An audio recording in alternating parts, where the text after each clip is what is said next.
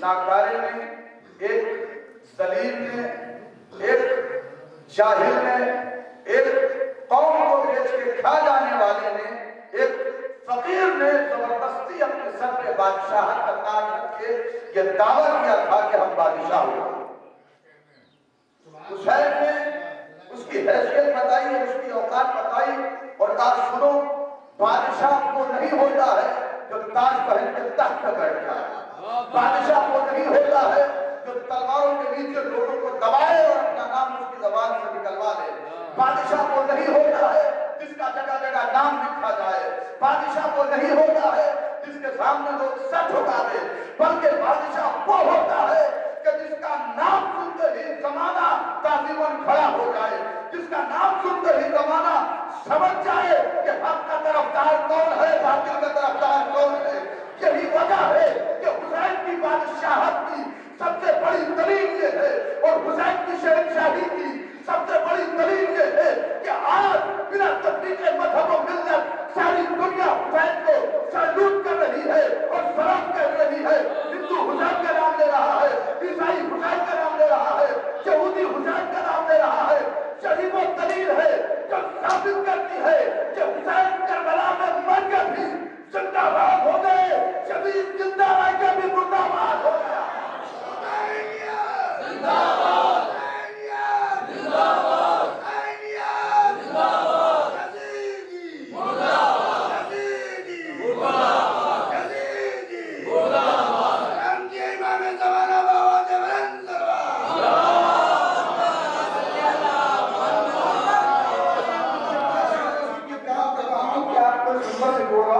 ذرا سا بیدار ہوئی ہے، تھوڑا تھوڑا آگے کی سکھائیے، ذرا آگے کی سکھائیے، اس کے لیے مولانا مسعود آپ کا بیان ہے، وہ اپنے بیانات آپ کے سامنے رکھیں گے، ذرا سمجھیں اس پر میں کوئی نگاہ نہیں کروں گا، بس بالکل نہیں، ذرا سمجھیں ایک بلند ترین نعرہ شہادت پڑھیں۔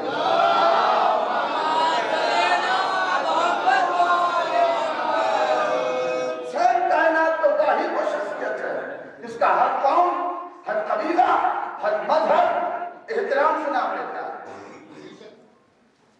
ہر قوم یہ پکار رہی ہے کہ حسین ہمارے، ہر قوم یہ کہہ رہی ہے کہ حسین ہمارے دل کے ٹکڑے ہیں۔ نہیں میرے دوستو، سب سے بڑی غلط فہمی یہ ہے کہ دنیا یہ سوچ رہی ہے کہ حسینیت شیعہ کی جاگیر ہے۔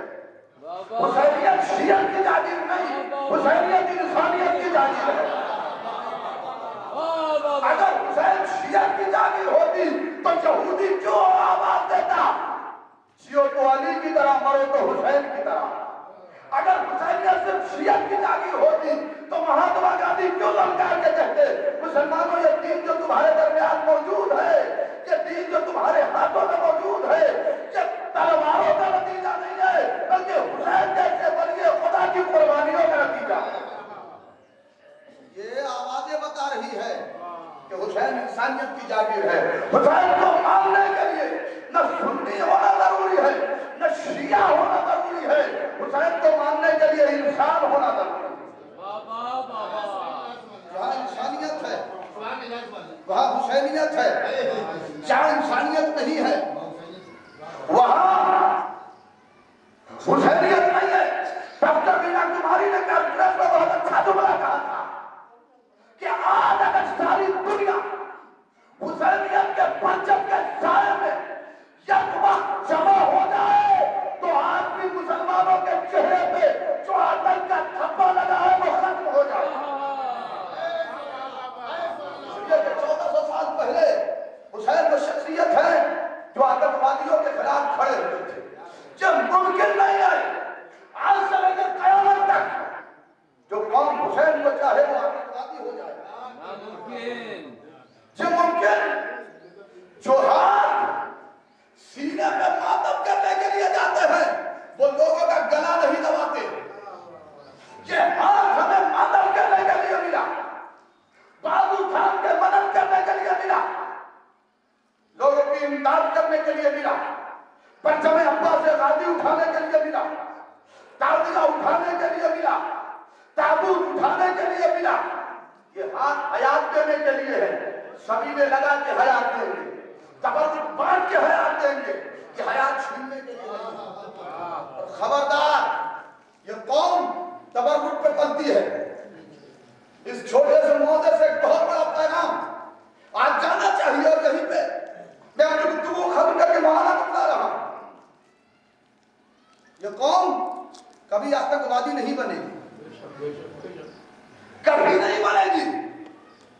کیوں؟ آتنکواد کیسے بنتے ہیں؟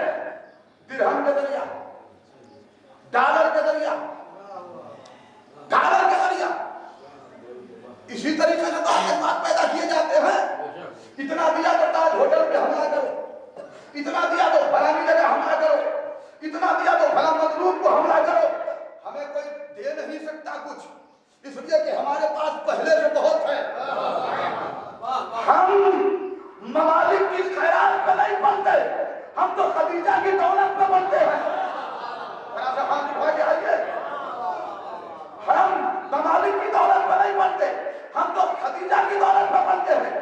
یہ قوم کبھی آتنکوادی نہیں ہوگی۔ ادھر درہم کی لالچ نہیں ہے، ادھر دینار کی لالچ نہیں ہے۔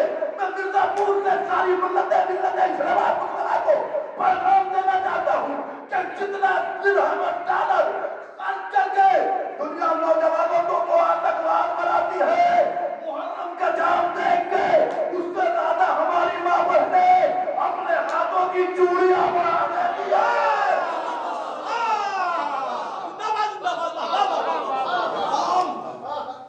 برباد نہیں ہو سکتی۔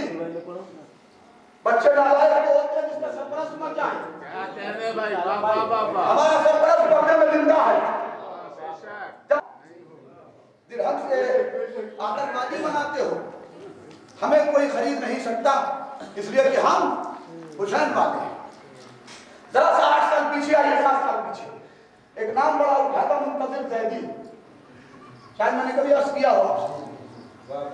ہوا کیا کہ علی کے چاہنے والے کے کلیجے میں اتنا دم پیدا ہوا کہ جس کے سامنے ممالک نہیں پہنچ پا رہے تھے، اس کے سامنے منتظر اکیلا کھڑا ہو گیا،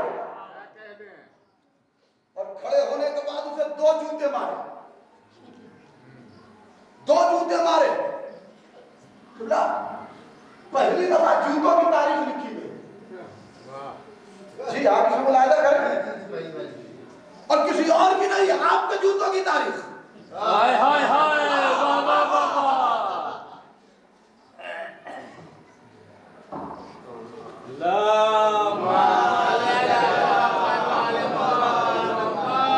علی کے نوکروں کے جوتے کی تاریخ۔ دیکھیے آواز بہت کمزور ہے، آج کل یہ زبردستی والا کام کرنے کی ضرورت نہیں، میں وہاں تھا وہاں تھا وہاں تھا وہاں تھا وہاں تھا۔ اگر کوئی یہاں وہاں نہیں جا پا رہا ہے تو سمجھے مدرسے میں خالی سویا ہے اور کچھ کر کے نہیں آیا ہے، یا کو یہاں آ جانے کے لیے میں اس کے پیچھے کھلایا کہ مجھے طاقت کم لگے۔ توجہ، علی کے نوکر کے جوتے کی تاریخ لکھی گئی ہے۔ منتظر نے 2 جوتے مارے، اللہ اکبر، ان اداروں کے جوتوں کی قیمت بڑھنے لگی۔ دنیا بڑھی، کیا لگا یہ معمولی جوتا نہیں ہے، علی کے چاہنے والے کے پاؤں کا جوتا ہے، اسے خریدا جائے۔ اچھا آ جاؤ میدان میں، 1 کروڑ زیدی کا جوتا بکے گا کہ نہیں، 2 کروڑ زیدی کا جوتا بکے گا کہ نہیں، 3 کروڑ زیدی کا جوتا بکے گا کہ نہیں، معاملہ 80 کروڑ تک چلا گیا۔ انگلینڈ کی مہارانی نے شادی کا وعدہ کر لیا۔ ایک جوتے نے کیا کیا کر دیا، ایک جوتے نے کیا کیا کر دیا، جوتے کی قیمت لگی، پھر بھی نہ بکا، میوزیم میں رکھا گیا۔ میں ساری دنیا میں یہی تو کہنا چاہتا ہوں کہ جب ساری کائنات مل کے علی کے نوکر کا ایک جوتا نہ خرید سکی،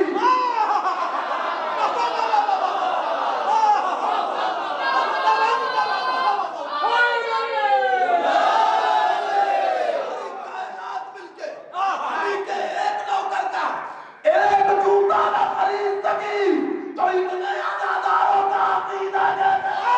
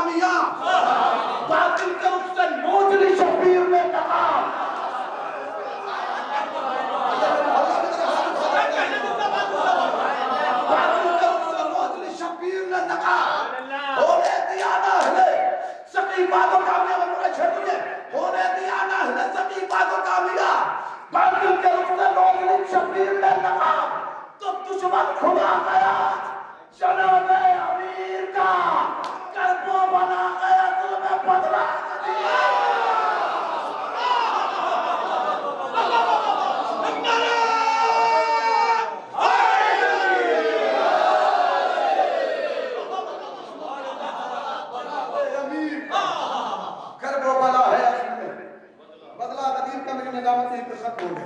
آئیے وہ شاعر جو اپنی فکر اور اپنے لہجے کے ذریعے سے پوری دنیا میں گونج رہا اس نورانی فکر والے شاعر اس نورانی کلام والے شاعر انور الہ حمادی کے نام سے یاد کیا جاتا ہے. میں گزارش کر رہا ہوں کہ مائک میں تشریف لائیں اور اس کے بعد 4 مصرے مولانا حسین کی اور پھر ایک کلام ایک بار نعرہ صلوات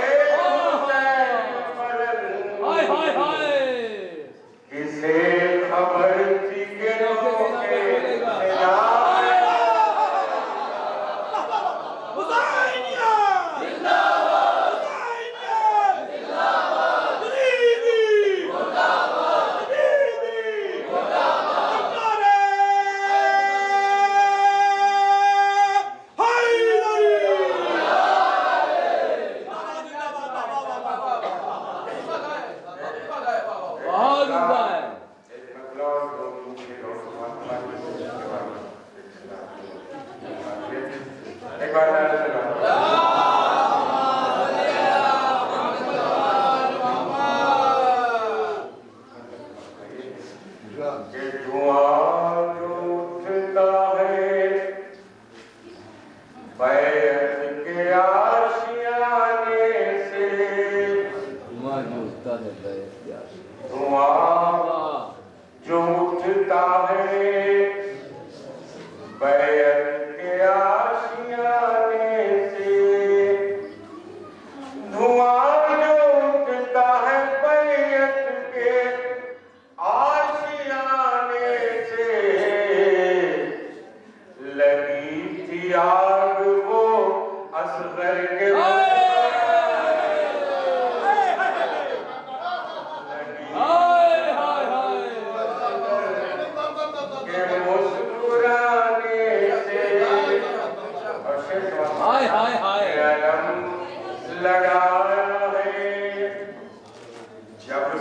मकाम गाजी का हाय हाय हाय अलम लगाया है जब से मकाम गाजी का महल लरजने लगे हैं गरीब सारे महल लरजने लगे हैं गरीब खाने महल लरजने लगे हैं गरीब खाने से अलम सगेंगे कहाँ शहनशीन होगी कहाँ अलम सगेंगे कहाँ शहनशीन होगी कहाँ ये सोच लेते हैं पहले मकान बनाने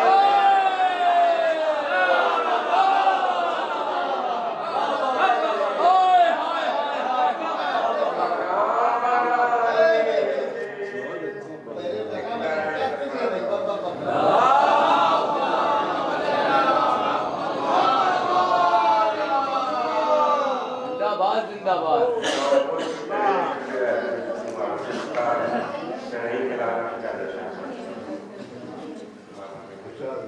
के जमाने तभी सरवर के जमाने आए के जमाने के जमाने जब सरवर के जमाने आए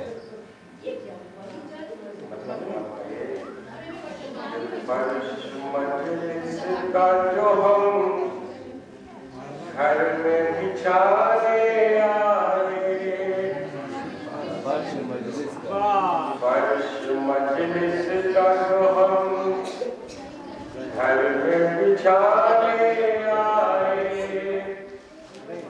फर्श मजलिस का जो हम घर में बिछाने आए तो अर्श से हूरो मलक हाथ बटाने आए वाह वाह वाह अर्श से हूरो मलक हाथ बटाने आए अब भी होता है उसी शान से शहर का मातम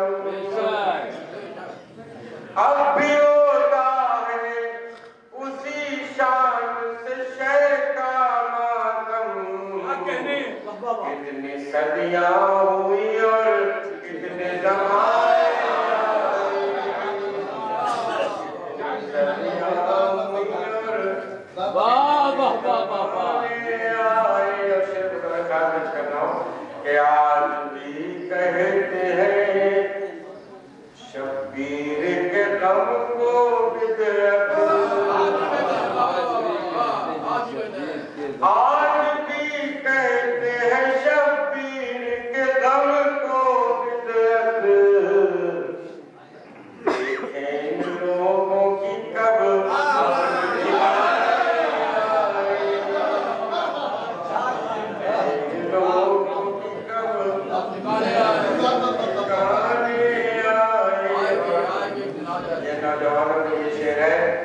नहर पर कहते थे आदा के चलो भाग हाय हाय नहर पर कहते थे आदा के चलो भाग चले इससे पहले के अलमदार भगाने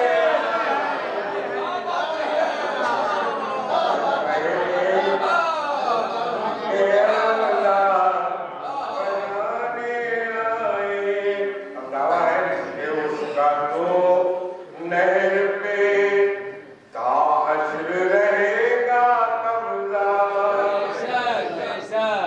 उसका तो नहर पे ताहश्र रहेगा कब्जा किसमें हिम्मत है जो गाजी को हटाने आए किसमें हिम्मत है जो गाजी को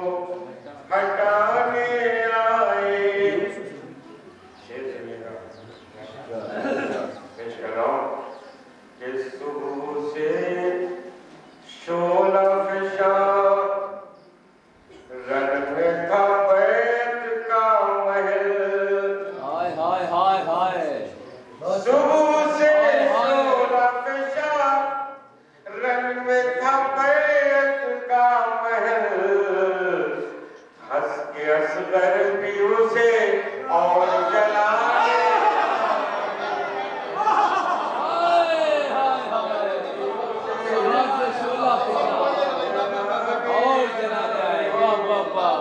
सुबह से शोला पेशा रन में था बैरियत का महल। भाई बाबा बाबा असगर भी उसे और जलाने आए। और आखिरी शेर, उनके हंस के असगर भी उसे और जलाने आए। और हर तरफ शाम की फौजों से भरा है मक्तल। हर तरफ शाम की फौजों से भरा है मक्तल। हर तरफ शाम की फौजों से भरा है मक्तल। देख बेशीर तेरे कितने निशान। क्या फिक्र है भाई बाबा बाबा।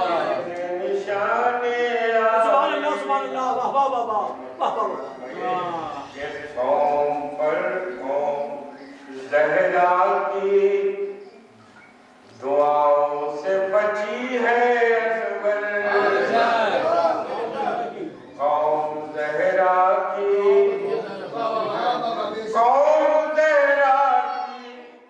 दुआओं से बची है अनवर।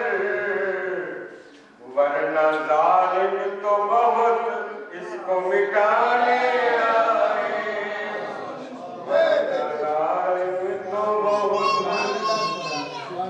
इसको मिटाने आए।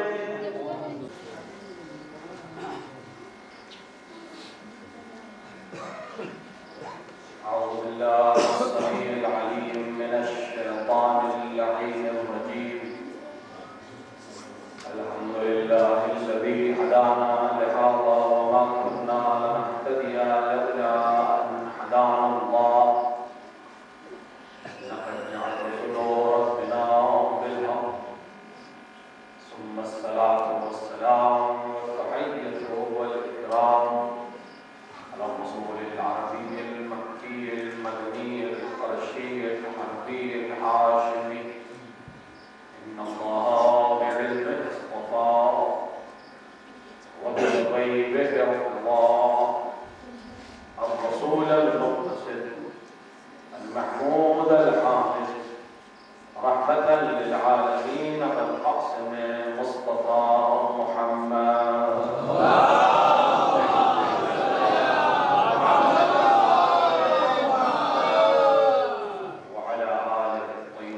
الطاهرين المعصومين المنتقمين المظلومين لا سيما ابن عمه غالب على كل غالب مولانا علي بن ابي طالب.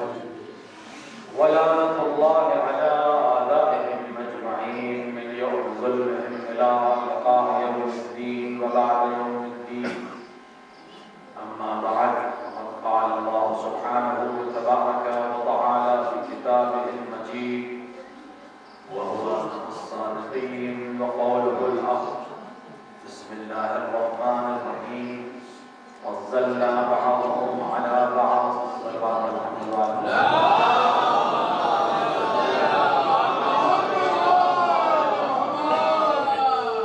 لیکن جو قوم اپنے امام کی منتظر ہو اس کو منبر سے دور نہیں رہنا چاہیے. اگر آپ منبر کے قریب آنے سے بتا رہے ہیں تو کل صاحب منبر کی لگاتار سے سوال کر سکتے ہیں. اس بات ہوتے ہوئے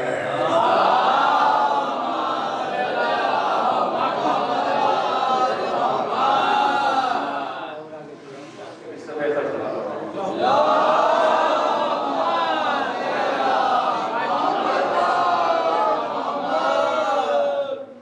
ظاہر ہے کہ کتاب کا مقدمہ جو ہے وہ دل مقدمے سے زیادہ طولانی ہو گیا ہے. میرے پاس اتنا وقت نہیں اور 30 منٹ میں لیٹ آیا ہوں، لہٰذا اس کو خمیازہ میں لہٰذا اس مختصر وقت میں بہرحال دونوں کی تعداد زیادہ ہے اور مسلمان سے مدارس برپا ہے رب العالمین ہم سب سے اس کو قبول فرمائے اس بات کا سہارا رکھنا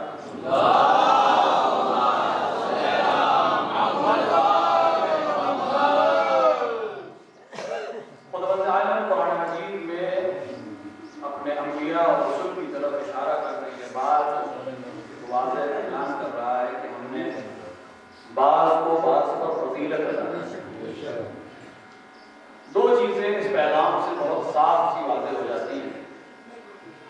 پہلی چیز تو یہ ہے کہ خداوند عالم جیسا عادل یہ فرما رہا ہے کہ سب برابر نہیں فضل کا مطلب یہ ہے کہ ہر ایک آگے ہے ایک پیچھے ہے، کوئی اعلیٰ ہے کوئی ادنا ہے، کوئی اچھا ہے کوئی اس سے کم اچھا ہے۔ دوسری چیز جو اس پیغام میں بین السطور چھپی ہوئی ہے وہ یہ ہے کہ جب تقابل ہوگا، جب فضیلت کے معیار پر کسی کو پرکھا جائے گا، جب کمپیئر کیا جائے گا تو ایک صرف کو اسی صرف کے ساتھ کمپیئر کیا جائے گا۔ یہاں خداوند عالم کہہ رہا ہے تلک الرسل، یہ میرے رسول ہیں، ان میں بعض کو بعض کا فضیلت ہے، یعنی یہ فضیلت رسولوں کے درمیان ہے۔ ان رسولوں میں کوئی ایک آگے ہے کچھ کمتر ہے، لیکن کمپٹیشن لیول کیا ہے؟ رسول کا ہے، یعنی غیر رسول کا مقابلہ ان سے نہیں کیا جا رہا۔ اور یہ پیغام ہے ان سب کے لیے جو قرآن کو پڑھتے ہیں اور رک رک کے پڑھتے ہیں اور سمجھ سمجھ کے پڑھتے ہیں کہ جب مقابلہ کیا جائے تو ایک صنف کا مقابلہ اسی صنف کے افراد سے ہوگا، یعنی انبیاء کا مقابلہ انبیاء سے ہوگا، رسول کا مقابلہ رسول کے درمیان ہوگا، اولیاء کا مقابلہ اولیاء کے درمیان ہوگا، اوصیاء کا مقابلہ اوصیاء کے درمیان ہوگا، ائمہ کا مقابلہ ائمہ کے درمیان ہوگا، امتیوں کا مقابلہ امتیوں کے درمیان ہوگا۔ ان دونوں کو اگر آپ الگ الگ لیول کے افراد کو تقابل کریں گے تو یہ دونوں کے ساتھ ضرور ہے۔ ماشاءاللہ بچے یہاں تشریف فرما ہے، ہوتا ہے ہمیں بچوں کو تشویق کرنے کے لیے ہم اس کو تقابل کرتے ہیں کہ اپنے فلاں بھائی کو پڑھائی میں ایسا ہے تم بھی کوشش کرو، یا کھیل میں ایسا ہے، جو بھی تقابل کی وجہ ہے۔ تو اگر آپ 8 کلاس کے لڑکے کا تقابل کریں گے تو 8 کلاس کے ہی بچوں سے کریں گے، آپ اس کو ہائی اسکول والے سے کمپیئر نہیں کریں گے، اس کو انٹرمیڈیٹ میں پڑھنے والے لڑکے سے کمپیئر نہیں کریں گے، اس کو گریجویشن کے لیول کے لڑکے سے کمپیئر نہیں کریں گے۔ اگر آپ ایسا کرتے ہیں تو دونوں کے ساتھ چھوٹے کی حوصلہ شکنی ہوگی کیونکہ اس کے مقابلے میں بہت بڑا رکھ دیا جائے گا، اور بڑے کی توہین ہوگی کہ اس کا مقابلہ بہت چھوٹے سے کیا جائے گا۔ صحابہ محمد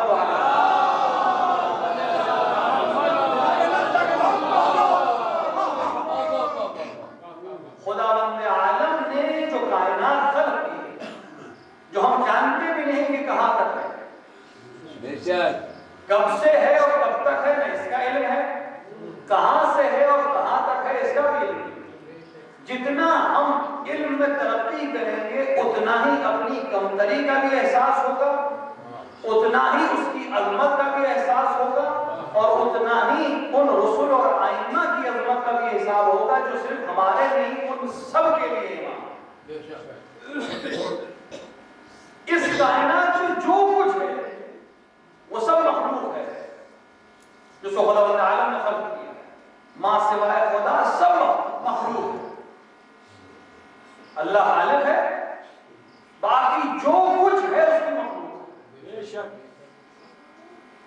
یہ مخلوقات کہ جن کا ہمیں علم نہیں کہ کتنی ہے، یہ دو طرح کی ہیں۔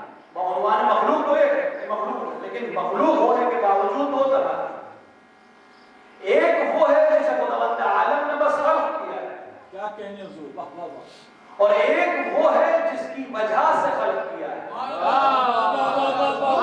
مخلوق دونوں ہیں، ایک وہ ہے جسے خلق کیا ہے، ایک وہ ہے جس کے لیے وجہ سے خلق کیا ہے، تو جس کو صرف خلق کیا ہے اس کا مقابلہ اس سے نہیں کیا جا سکتا جس کے طفیل میں خلق کیا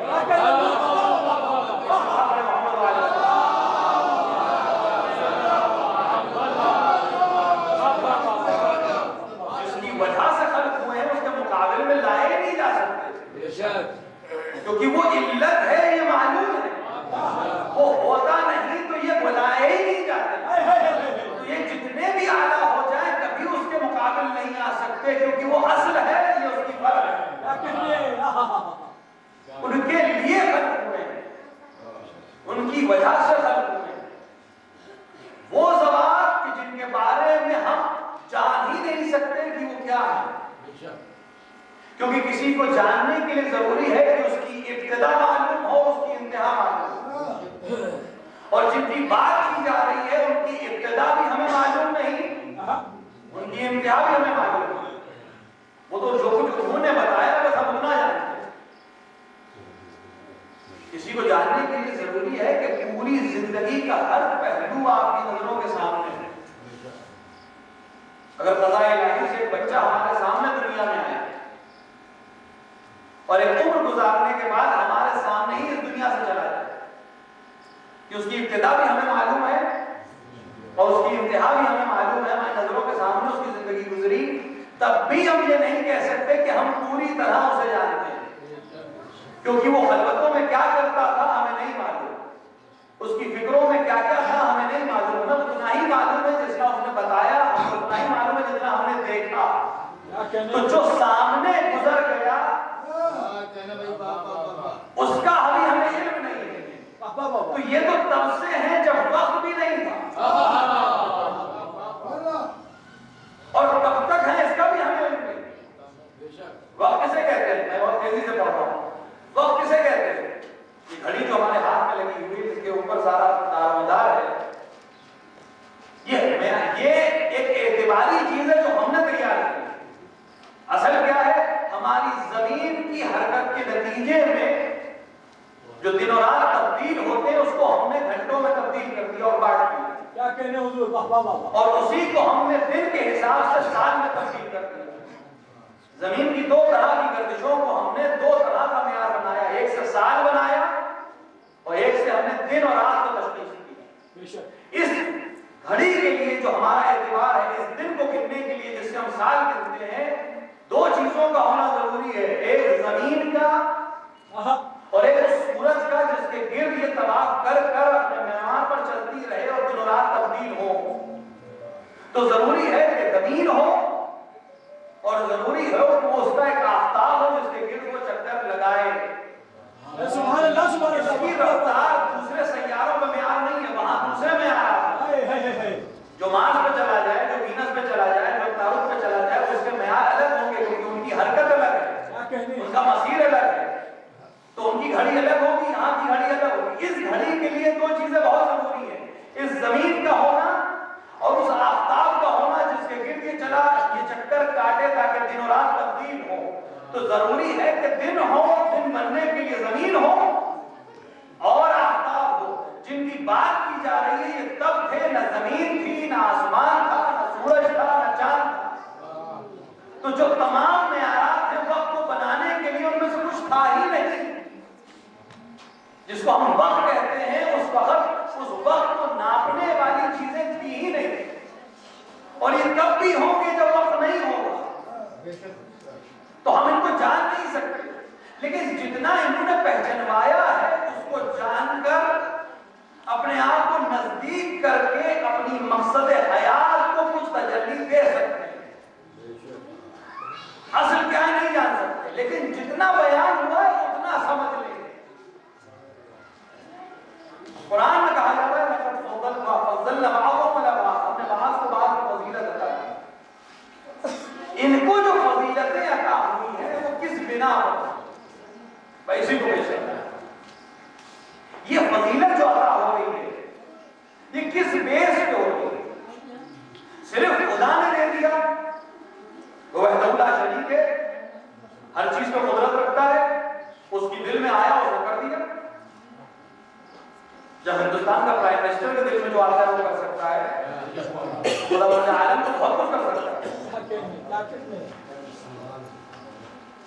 تو اگر صرف خدا کی رضا اور ارادے کی وجہ سے اس میں اس صاحب فضیلت کی کوئی دخالت نہیں ہے تو پھر اس کی تعریف ہم کیوں کر رہے ہیں؟ اگر صرف خدا نے فضیلت دے دی تو تعریف اس کی کیوں کر رہے ہیں جس کو فضیلت ملی ہے؟ تعریف صرف خدا کی ہونی چاہیے۔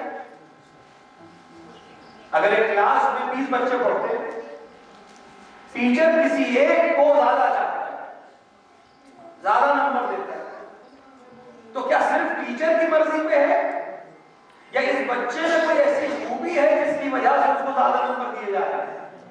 اگر صرف ٹیچر کی مرضی معیار ہوگا تو یہ ظلم ہوگا۔ ضروری ہے کہ کس بچے میں کوئی خوبی ایسی پائی جائے جس کی وجہ سے اس کو امتیاز دیا جا رہا ہے، نمبر اچھے لاتا ہو، کلاس میں صحیح سے بیٹھتا ہو، تمیز کے ساتھ آتا ہو، استاد کا احترام کرتا ہو، کچھ نہ کچھ دوسروں سے بہتر ہے جس کی وجہ سے اس کو ٹیچر زیادہ نمبر دے رہا ہے اور چاہ رہا ہے۔ تو جب ہم جیسوں کی عقل میں یہ بات آ رہی ہے کہ بغیر کسی امتیاز کے کسی کو آگے نہیں بڑھایا جا سکتا، تو جو خالق عقل ہے، جس نے عقل کو خلق کیا ہے، جو عادل ہے، وہ کیسے یہ کام کر سکتا ہے؟ ضروری ہے کہ کوئی امتحان لیا گیا جس کی وجہ سے یہ معیار دیا جاتا ہے۔ بغیر امتحان کی فضیلت نہیں ملتی، کیونکہ اگر بغیر امتحان کی ہو تو کل ہم بھی کہہ سکتے تھے خدایا اگر مجھے دیتی ہوتی ہم بھی ہو جاتے، جن کو نہیں ملی وہ یہ کہہ سکتے تھے۔ تو کچھ نہ کچھ ایسا ضرور ہے جس کی وجہ سے جو فضیلت دی جا رہی ہے۔ ضروری نہیں ہے کہ ہمیں معلوم ہو کہ کیا امتحان لیا ہے، ضروری نہیں کہ ہمیں معلوم ہو، لیکن یہ طے ہے کہ بغیر امتحان کے فضیلت نہیں دی گئی، کوئی نہ کوئی وجہ ضرور ہوگی جس کی وجہ سے فضیلت دی جا رہی ہے، کوئی نہ کوئی کام ایسا انجام دیا ہے جس کی وجہ سے فضیلت دی جا رہی ہے۔ اگر سب نہ صحیح تو ایک دو فضیلتوں کے امتحان اگر ہمیں معلوم ہو جائے تو باقی اپنے آپ حل ہو جائے کہ جب یہاں امتحان ہے تو وہاں بھی امتحان رہا ہوگا۔ یہ الگ بات ہے کہ ہم کو نہیں معلوم کہ کب لیا گیا اور کیسے لیا گیا۔ اتنی فضیلتیں ملی ہیں اس خاندان کو، کچھ ایسی ملی ہیں جن کو وجہ سامنے ہے کہ کم سے کم ہم سمجھ سکتے ہیں، اور شاید وجہ یہی رہی ہو کہ ہم سمجھ سکیں۔ ایک فضیلت جو آپ کو عطا ہوئی، ذات کو عطا ہوئی، وہ کیا ہے کہ آپ رضا الہی کے مالک۔ کیوں بھی واقعہ تو ذہن میں آ گیا، رضا الہی کے مالک کیوں؟ کیونکہ ایک رات اللہ کے حکم پر اور رسول کے حکم پر رسول کے بستر پر لیٹے، اس امتحان کے نتیجے میں رضا الہی کے مالک ہیں۔ یہ امتحان تھا۔ اب سوال یہ کہ امتحان کس چیز کا تھا؟ اس شخص علی سے امتحان کس چیز کا تھا؟ 40 تلواروں میں رہنے کا؟ کیا بات ہے، کیا بات ہے، 40 تلواروں میں رہنے کا؟ تو جس سے امتحان لیا جاتا ہے اس کا سٹینڈرڈ دیکھا جاتا ہے، جس کے لیے لاکھوں تلواریں کوئی چیز نہیں، اس سے 40 تلواروں کا امتحان لینا اس کے سٹینڈرڈ سے بہت نیچے ہے۔ اور امتحان بھی کسی ہندوستان کے بورڈ کا نہیں ہے کہ دیکھ کر کم کر دیا گیا، خداوند عالم لے رہا ہے، وہ دیکھ رہا ہے کس کا امتحان لینا ہے۔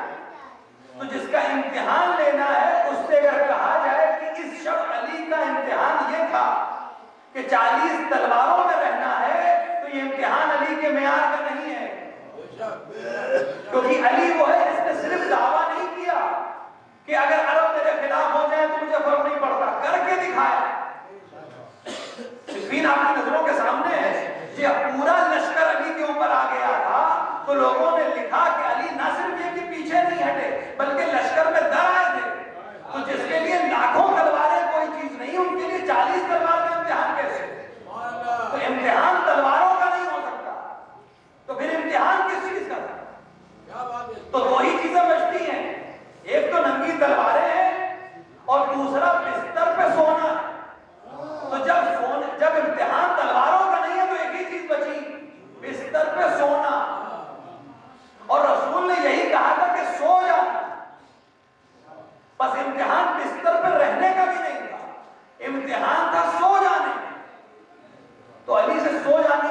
کو کیوں لیا گیا؟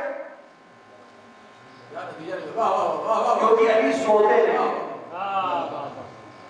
جو سوتا نہیں ہے اس کے لیے بہت سخت ہے کہ اس سے کہہ دو کہ سو جاؤ۔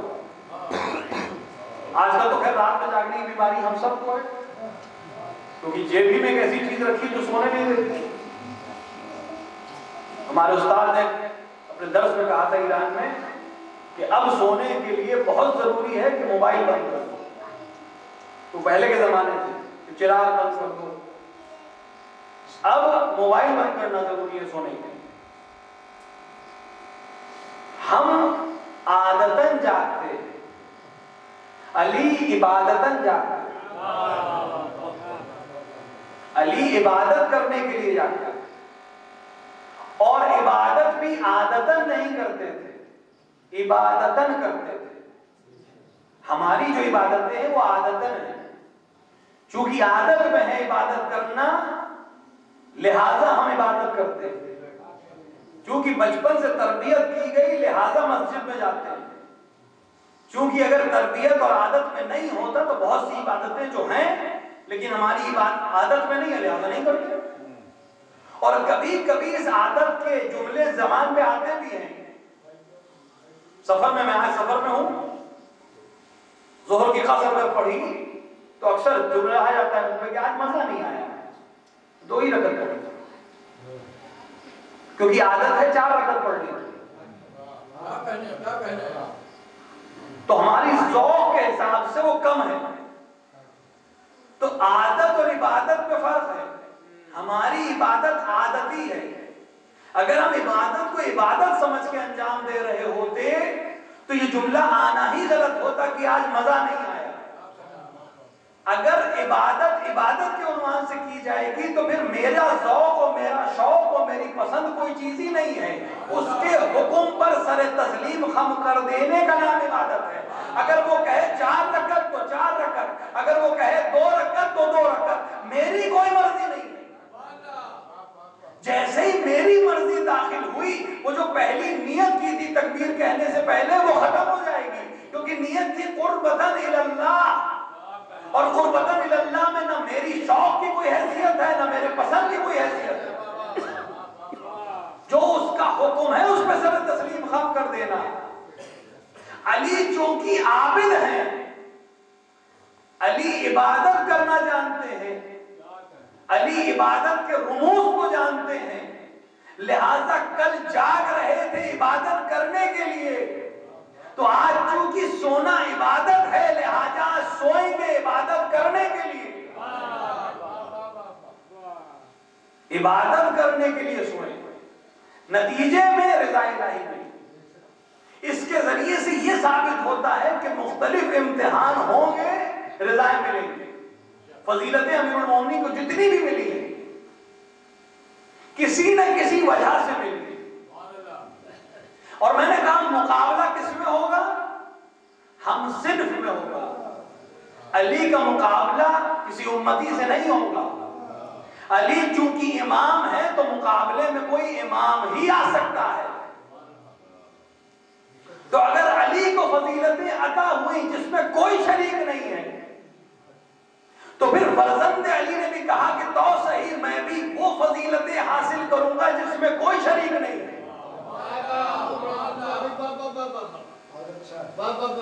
آپ اربعین بنانے آئے ہیں۔ امام حسین کو 4 فضیلتیں عطا ہوئی جو روایت میں آپ کے سامنے پیش کر رہا ہوں، بہت فضیلتیں عطا ہوئی، صرف 4 آپ کے سامنے پیش کر رہا ہوں۔ یہ 4 فضیلتیں ایسی ہیں جو کسی کو نہیں ملی۔ کائنات میں 4 زوات پیغمبر، 4 زوات امام حسین سے افضل ہے، اس میں کوئی شک نہیں۔ پیغمبر اکرم امام حسین سے افضل ہے، امیر المومنین امام حسین سے افضل ہے، صدیقہ طاہرہ امام حسین سے افضل ہے، امام حسن مجتبی امام حسین سے افضل ہے، کیونکہ امام حسن امام حسین کے بھی امام ہیں۔ لیکن یہ فضیلتیں جو امام حسین کو عطا ہوئی ان 4 کو بھی عطا نہیں ہوئی۔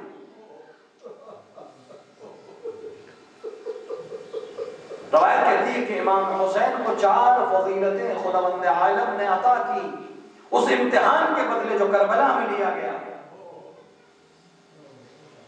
جو کسی کو نہیں عطا۔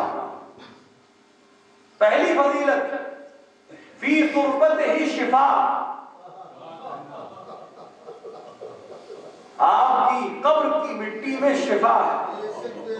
علماء تشریف فرمائے شریعت محمدی میں مٹی کھانا حرام ہے۔ خدا آپ کو جانا نصیب کرے مدینے، اور اس حکومت کو نست و نابود کرے جو قبر نبی پہ جانے کی اجازت نہیں دیتے۔ آپ قبر نبی پہ جائیں، اس کو بوسہ دیں، اس کو آنکھوں سے لگائیں، لیکن وہی نبی، اس کی شریعت آپ کو اجازت نہیں دے گی کہ قبر کی مٹی اٹھا کر منہ میں رکھ لیجیے۔ آپ نجف جائیے، مولا متقیان کی زیارت کیجئے، لیکن قبر کی مٹی منہ میں نہیں رکھ سکتے۔ بقی کے ٹوٹے ہوئے مزار پر جا کے آنسوؤں کا نذرانہ دیجئے، لیکن قبر کی مٹی، امام حسن مجتبیٰ کی قبر کی مٹی منہ میں نہیں رکھ سکتے۔ اگر صدیقہ طاہرہ کی قبر معلوم ہو جائے کہ کہاں ہے اور ہمیں جانا نصیب ہو جائے، تب بھی اجازت نہیں ہے کہ مٹی اٹھا کے منہ میں رکھ لیں۔ کائنات میں کوئی مٹی شریعت محمدی میں آپ منہ میں نہیں رکھ سکتے۔ یہ عظمت صرف حسین ابن علی کی قبر کی مٹی کو ہے کہ نہ صرف جائز ہے بلکہ فی شفا من کل داء، ہر مرض اور ہر مصیبت سے شفا ہے۔ یہ فضیلت کسی کو نہیں ملی۔ والدعاء مستجاب عند قبرہ، اور آپ کے قبر کے نزدیک مانگے جانے والی دعا مستجاب ہے۔ خداوند عالم کہیں بھی دعا قبول کر سکتا ہے۔ اگر دل سے نکلی ہوئی آواز ہوگی تو ضرور پہنچے گی۔ مکان کی قید نہیں ہے، لیکن بہت سے موانع ہیں دعا میں۔ کبھی ہمارے روزمرہ کے اعمال ایسے ہوتے ہیں کہ دعا اوپر تک نہیں پہنچتی۔ کبھی کھانے پینے میں کچھ پرہیزی ہوتی ہے، اس کی وجہ دعا اوپر نہیں پہنچتی۔ کبھی کوئی ایسا عمل ہوتا ہے جو غیر نے کیا ہے، لیکن اس کی وجہ سے ہم ذمہ دار بن کر ہماری دعا اوپر نہیں پہنچتی۔ ایک عظیم سلسلہ ہے دعا کے مستجاب نہ ہونے کا۔ دعا کمیل کے شروع کے فقرات آپ کے ذہن میں ہوں گے کہ خدا ان گناہوں کو بخش دے جس کی وجہ سے دعا مستجاب نہیں ہوتی۔ تو یہ موانع موجود ہیں، لیکن روایت کہہ رہی ہے الدعاء مستجاب عند قبرہ، آپ کے قبر کے نزدیک دعا مستجاب ہے۔ تو کیا ہوا، یہ موانع کیسے ہٹ جائیں گے؟ جو پردہ اجابت تک نہیں جانے دے رہے ہیں کسی اور جگہ، وہ یہاں کیسے جانے دیں گے؟ جوانوں کے لیے عرض کر رہا ہوں، ایک قانون ہے جس کی تحت دعا اوپر نہیں جا رہی۔ کوئی نہ کوئی غلطی ہماری ہے جس کی وجہ سے دعا نہیں جا رہی، کمی ہماری ہے دعا نہیں جا رہی۔ تو جب ہم وہاں پہنچے تو دعا مستجاب کیوں ہو رہی ہے؟ آسان سی مثال ہے، سمجھ لیں گے آپ۔ کسی شہر میں داخل ہوئے، سامنے ریڈ لائٹ ہے، کیا مطلب گاڑی روک لیجیے۔ ریڈ لائٹ کا قانون یہ ہے کہ گاڑی روک لیجیے۔ اس ریڈ لائٹ پہ آپ نے گاڑی روکی اور یہی قانون کہتا ہے۔ لیکن اگر وہاں پر ایک ٹریفک انسپیکٹر کھڑا ہو اور ریڈ لائٹ کے باوجود آپ سے کہے کہ چلے جاؤ، تو اب ریڈ لائٹ کی کوئی حیثیت نہیں ہے، کیونکہ اب اس کو اس کے اوپر ترجیح حاصل ہے، اس کی دلیل حاکم ہے، وہ اپنی جگہ پر محفوظ ہے، لیکن چونکہ اس کو اتھارٹی ملی ہے کہ اس ریڈ کو اپنے اشارے سے گرین میں تبدیل کر سکتا ہے، لہذا اب ریڈ کی طرف نہیں دیکھیں گے، اب آپ اس کے اشارے کی طرف دیکھیں گے۔ تو جب دنیا کے مدنی قانون میں ایک انسپیکٹر کو یہ حق حاصل ہے کہ وہ ریڈ کو گرین میں تبدیل کر سکتا ہے، تو جو کائنات کی خلقت کا سبب بنا ہے، جب اس کے قبر کے نزدیک جا کر دعا مانگی تو موانع روک رہے تھے، لیکن حسین ابن علی نے کہا میں کہتا ہوں کہ آگے بڑھ جاؤ، ایک سلام پڑھیں محمد وآل محمد۔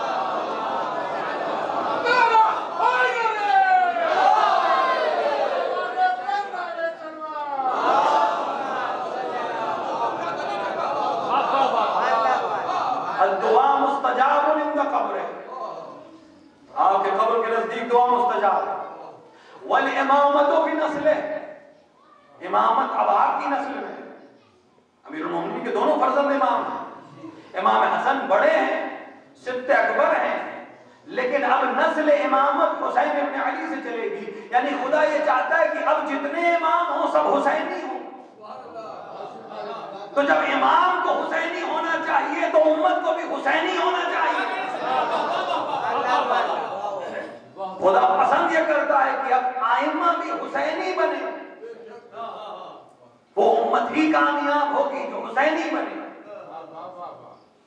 اور چوتھی چیز جو اس روایت میں عطا ہوئی جس کا تعلق ہمیں اور آپ سے، اس روایت میں کہ چوتھی چیز جو خداوند عالم نے عطا کی اس خون کے بدلے میں جو حسین ابن علی نے کربلا میں بہایا، وہ یہ ہے کہ آپ کے زائر کی عمر جس وقت وہ اپنے گھر سے نکلے کربلا زیارت کرنے کے لیے، جس وقت اپنے گھر سے نکلے گا جب تک لوٹ کے نہیں آ جاتا تب تک اس کی عمر حساب نہیں ہوگی۔ یعنی گھر سے نکلنے سے لے کے کربلا پہنچنے تک اور کربلا سے نکل کے واپس گھر پہنچنے تک کے ایام اس کی عمر میں گنے نہیں جائیں گے۔ دنیا علاج چاہتی، ہر ایک چاہتا ہے زندہ رہے، ہر ایک عمر بڑھانے کے نسخے ڈھونڈتا ہے۔ روایت نسخہ بتا رہی ہے جتنا ہو سکے زیارت حسین ابن علی کرو، اپنی عمر کو بڑھاتے چلے۔ جس کے زائر کی یہ حیثیت ہے اس کا اپنا وقار کیا ہوگا، جس کی مٹی میں شفا ہے اس کی اپنی عطا کیا ہوگی۔ ہم نہیں جان سکتے حسین کیا ہے، یہ تو اشارے ہیں جن کے ذریعے کچھ نزدیک ہو سکتے ہیں۔ 40 کے عنوان سے آپ جمع ہیں، عراق میں 40 بنائی گئی، آپ نے سب دیکھا، آج کل آسان ہو گیا دکھانا، لیکن میں سچ کہہ رہا ہوں جتنا چاہے دیکھ لیجیے، آپ 40 کو محسوس تب تک نہیں کر سکتے جب تک آپ خود وہاں نہ چاہیں، اور خدا آپ کو نصیب کرے اور بار بار نصیب کرے کہ آپ اس سفر پر جائیں جو سفر عشق ہے، نجف سے کوفے اور کوفے سے کربلا کی طرف پیادہ جائیں اس کروڑوں لاکھوں کے مجمع میں۔ تاریخ حیران ہے، دنیا حیران ہے، اشارہ ہوا اشعار میں، پوری دنیا نہ جانے کتنے چارٹرز اب تک لکھ چکی، کتنے آرگنائزیشن اب تک بنا چکی کہ دنیا ایک ہو جائے، بعنوان انسانیت ایک ہو جائے۔ لیکن جتنی بار چارٹرز لکھے گئے، جتنی بار آرگنائزیشنز بنائے گئے، پہلی جنگ کے مقابلے میں اس سے بڑی جنگ ہے، سارے مشن فیل ہوئے۔ پہلی جنگ جہانی کے بعد جو چارٹر بنا اس کا نتیجہ کیا ہوا؟ دوسری جنگ جہانی، اور دوسری جنگ جہانی کے بعد جو یو این او بنا اس کا حال آپ دیکھ رہے ہیں، ہر دن انسان قتل ہو رہا ہے۔ ہدف یہی تھا کہ کم سے کم انسان سمجھے ایک دوسرے کو، کوئی ایک پلیٹ فارم ایسا ہو جائے جہاں تمام انسان جمع ہو جائیں۔ دنیا کے تمام چارٹر فیل ہو گئے، دنیا کے تمام آرگنائزیشن آج تک فیل ہیں، لیکن ہم بڑھ کر یہ دعویٰ کر سکتے ہیں کہ ہمارے پاس ایک پلیٹ فارم ہے اور تھا جس پہ کل بھی لوگ متحد ہوئے تھے اور آج بھی لوگ متحد ہیں۔ کل حسین ابن علی نے یہ کمال اپنی ذات کے ذریعے دکھایا تھا کہ مختلف رنگ اور نسل اور قوم اور قبیلے اور سن کے افراد کو ایک محور پہ جمع کر دیا گیا۔ کربلا کا امتیاز ہی یہی ہے کہ کربلا میں سب ایک عمر کے نہیں ہیں، سب ایک قبیلے کے نہیں ہیں، سب ایک فکر کے نہیں ہیں، کوئی بچہ ہے، کوئی بوڑھا ہے، کوئی جوان ہے، لیکن ان سب تفرقات کے باوجود حسین کی ذات کا کمال یہ تھا کہ سب ایک ہو گئے۔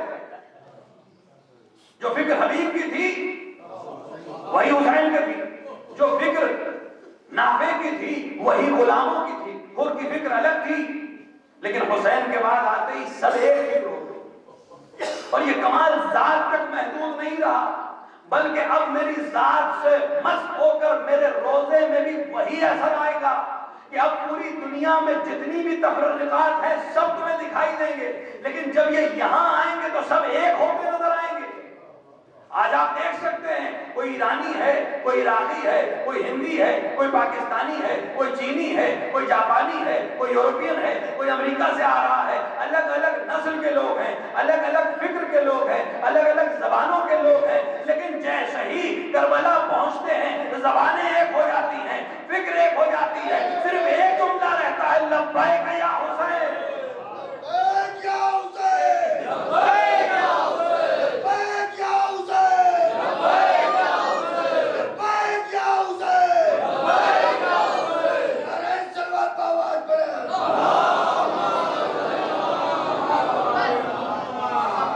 رہتی دنیا کو پیغام دے رہے ہیں حسین ابن علی کہ کسی آرگنائزیشن کی ضرورت نہیں ہے، کسی پلیٹ فارم کی ضرورت نہیں ہے، میں نے پلیٹ فارم بنا دیا ہے، تم حسینی ہو جاؤ، پوری دنیا انسانیت کے معیار پر ایک ہو جائے گی۔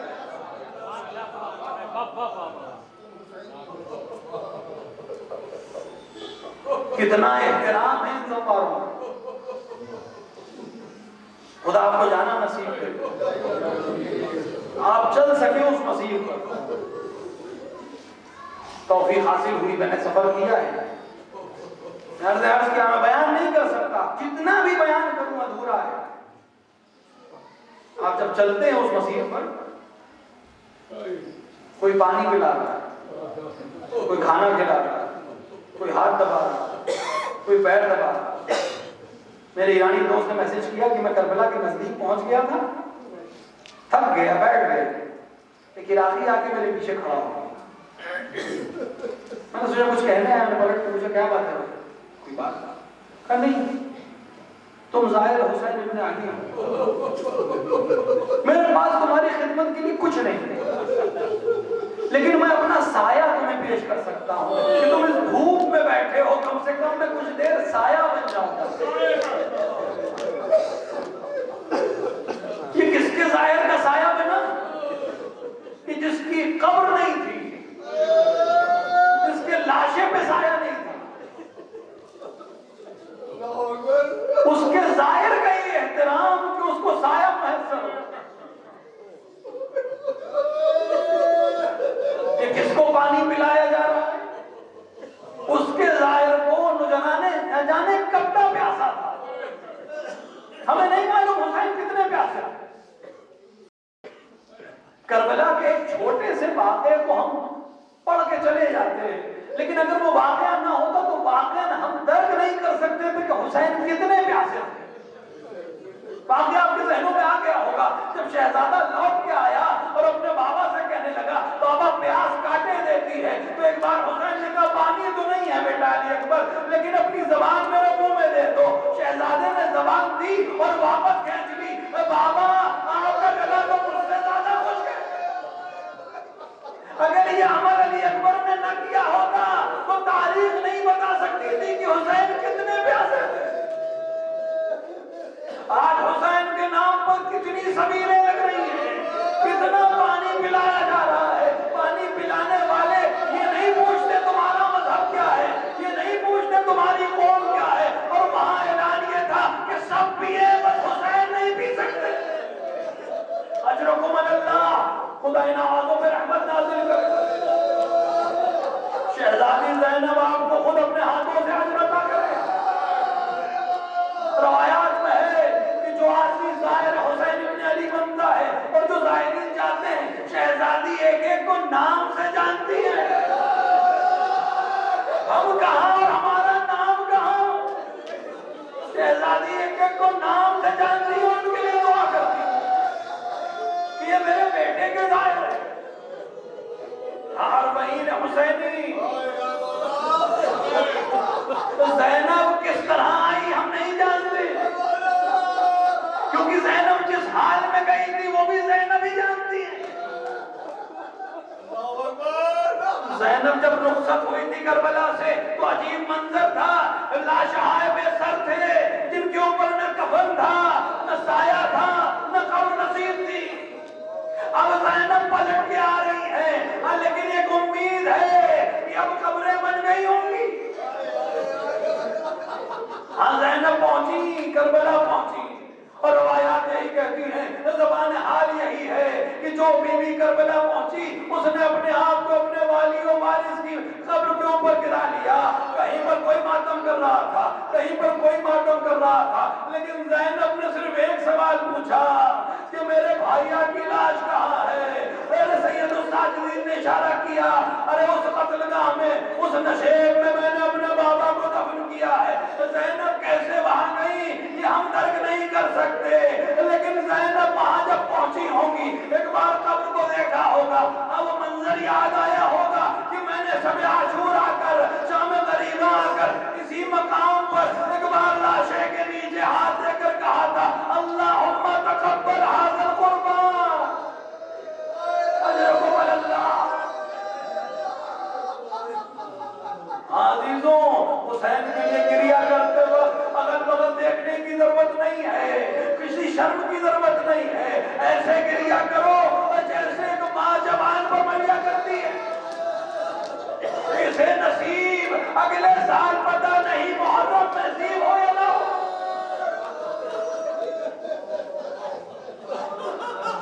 نہیں معلوم کہ اب حسین پر اس طرح گریا کرنا نصیب ہوگا یا نہیں.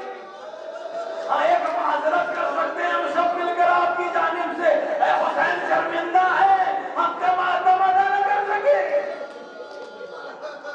ارے کون حسین کا حق کے ماتم ادا کر سکتا ہے؟ اے حسین شرمندہ ہے, ہاں یہ چند نذرانے آنسوؤں کے ہیں, ان کو اپنی ماں کے رومال میں جگہ دلوا دو کہ ہمارے پاس بخشش کے لیے اور کچھ نہیں. ہاں شہزادی آئیں, قبر کے اوپر پہنچی, اپنے آپ کو قبر پہ گرایا اور گریا کرنا شروع کیا, داستان صبر سنانا چاہی, اور اس کے بعد عرض کیا اے شہزادے, اے ماں جائے, تمہیں کیا بتاؤں, تم تو ساتھ سفر کر رہے تھے, تم نے تو دیکھا کس طرح زینب پر ظلم کیا گیا. ارے نوکے نیزہ سے تمہارا سر مختلف مقامات پر ہونے والی اذیتوں کو دیکھ رہا, لیکن اے ماں جائے, زینب تمہارے مشن کو کامیاب کر کے آئی ہے. میں قصر مارا کو گرا کر آئی ہوں, میں کامیابی کے ساتھ لوٹی ہوں, لیکن اے ماں جائے ایک شرمندگی ہے, تم نے ایک امانت میرے حوالے کی تھی, میں اس کی حفاظت نہ کر سکی.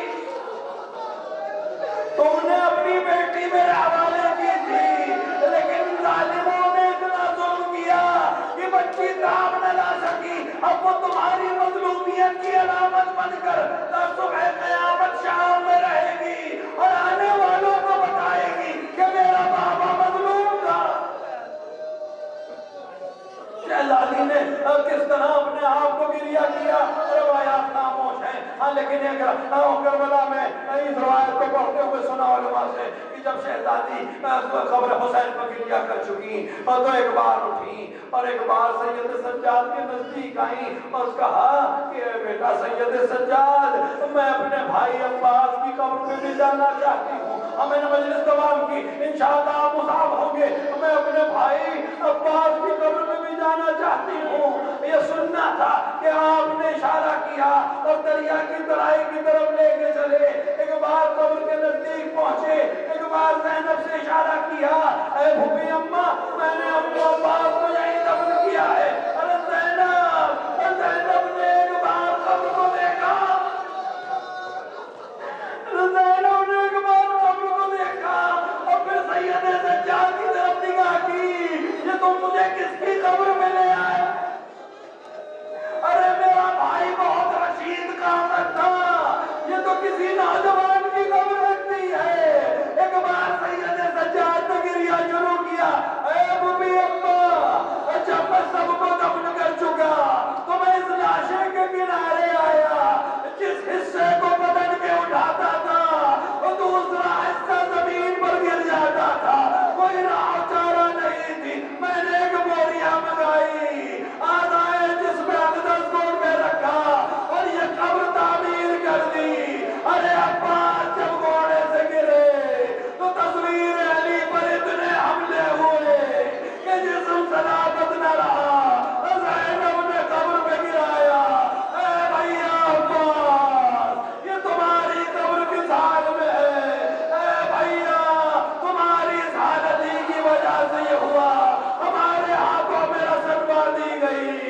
ہمیں تیار بتیار بنایا گیا اے بھیا تمہیں بہت یاد کیا جب منادی آواز دیتے تھے یہ زینب ہے یہ ام کلثوم ہے جب تماشائی آتے تھے تمہیں یاد کرتی تھی کہ کاش تم ہوتے تو ہم اس طرح سے بازاروں میں نہ رہتے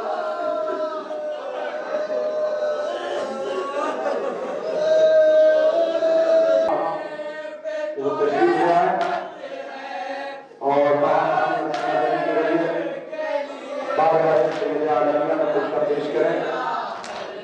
میں گزارش کر رہا ہوں انجمن عباسیہ پاٹا کے ممبران سے کہ ان تک اگر میری آواز بہت بڑی ہو تشریف لائیں اور اپنی اچھی نظری کے ذریعے بارگاہ سید عالمیہ میں کچھ کا پیش کریں.